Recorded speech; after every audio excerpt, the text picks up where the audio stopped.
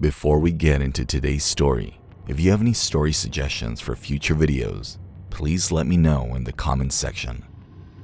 The year is 1978, and the Yuba County is in California's rough wilderness. The Yuba County Five, a group of 5 youthful friends, embarks on an exciting journey to see a basketball game. But what ought to have been a good time instead becomes a perplexing mystery. An intimate group of individuals, including Jack Hewitt, Gary Mathias, Bill Sterling, Ted Weir, and Jack Madruga, were brought together by their shared struggles as well as their camaraderie. Despite intellectual limitations, all of them could live reasonable lives on their own. They were passionate about basketball, and they were looking forward to the Special Olympics basketball game on February 24th, 1978.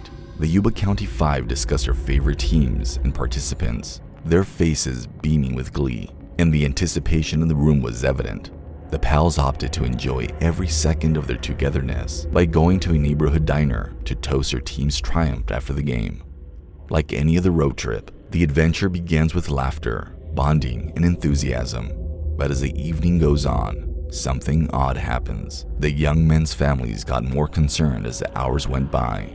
Calls to their home number remained unanswered, and they were still away. Perplexed, the families called the police, and soon everyone in the neighborhood felt compelled to search for the missing pals.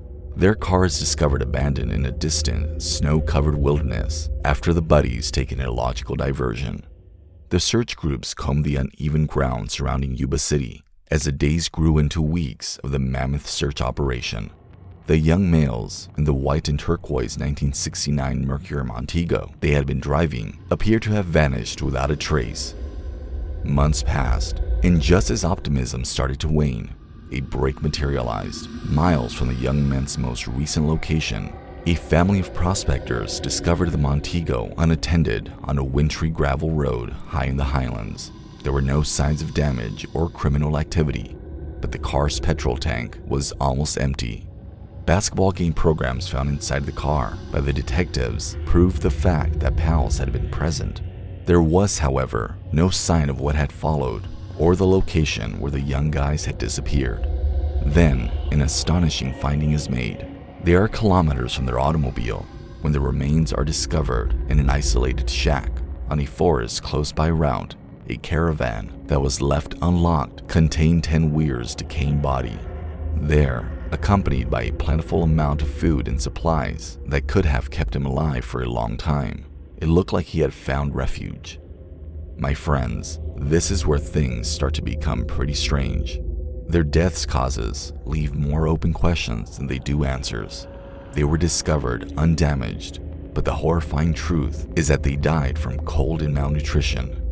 But hold on, it gets crazier still. Authorities find sufficient supplies and food inside the shanty to sustain them for weeks. Why would they starve to death while the food was nearby? The group also a mystery to this day. Their sad trip into unknown territory left a lasting impression on the neighborhood and the minds of those who continue to search for answers. Their story serves as a reminder of the frailty of life and the persistent force of mystery, and its imprint endures. Even though more time has gone, it is still unclear what transpired to the Yuba County Five on that terrifying night and where they went.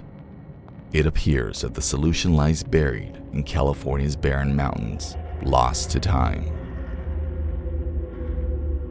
Want to see more scary stories? Leave a like and subscribe to the channel.